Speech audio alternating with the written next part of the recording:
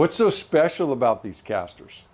Right now they're in their retracted mode. So this would be sitting flat on the floor, just the way it's sitting flat on the bench. There's no mobility with this. To have them deployed so the bench becomes mobile, you just simply lift. That's it, and now it's mobile. And then to get them to drop down,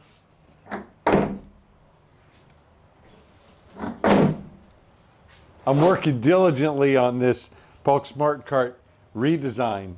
I'm kind of rethinking the whole thing, and I have some really neat ideas. Now, whether it comes to fruition, we'll see. But I love doing this anyway. It's always a good exercise to go through and rethink things. It sharpens my engineering chops. And right now what I'm working on is some new wheels that I got my hands on. These are from Bennington Manufacturing. I talked to Bob Bennington himself and told him of some changes that I'd like to see. They aren't absolutely necessary. These, I believe, will work. But he was all over it. And he said that he would put together what I'm looking for and get me out a prototype set pretty quickly. But in the meantime, it isn't going to change them enough to stop me from developing them this way. So the first thing I did was I mounted them in the same position that the wheels are mounted on the current Smart Cart. They're outboard. In this case, I moved them inboard, but I specifically put them right in the middle of where the sawhorses come down.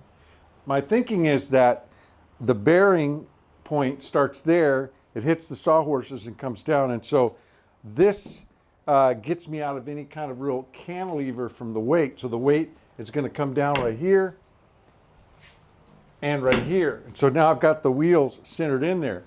These are the wheels that were on the Smart Station that I took off, and all of this is being replaced just by these two wheels. So there was the weight, but also when these are fully kicked out, they stick out 7.5 inches on each end. So that's 15 inches in total in length that I'm reducing this without giving up anything.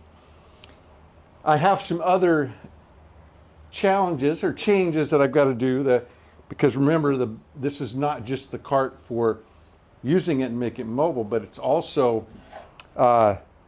collapses down into a cube, and both the Smart Bench and the Smart Station drop in this way, and another cart goes on the top, creating this cool cube where I'm able to roll everything into the Smart Wood Shop and right onto the job site. So I'm going to have to relocate those a bit, but I had enough room. I don't think that's going to be an issue. It does require me to lift the bench a little bit, and that can be challenging in a couple of ways. On the end where I don't have any cantilevers or any carts, it's pretty easy. I just get in there and muscle it up. On the other end, I have the table saw on. I can't really get in the middle. It's not a matter that it's too heavy, it's just I can't lift on the cantilever tool. What I've done on the Smart Station, because I've been using this about a week now, is I just do each one separately. So I grab on this end of the bench and lift, and one wheel comes up, and then I go around and do the other. The other issue is holding the bench down when I lift it. So if I go to lift it, I'm just going to lift the bench off the sawhorses unless it's held down. And that's where I use the strap. I've done a number of videos on why you should put a strap on anyway. And recently I did a video that I found some great straps, inexpensive, on Amazon. I provide a link to them. And it's just a matter of drilling 2 holes and putting the straps on.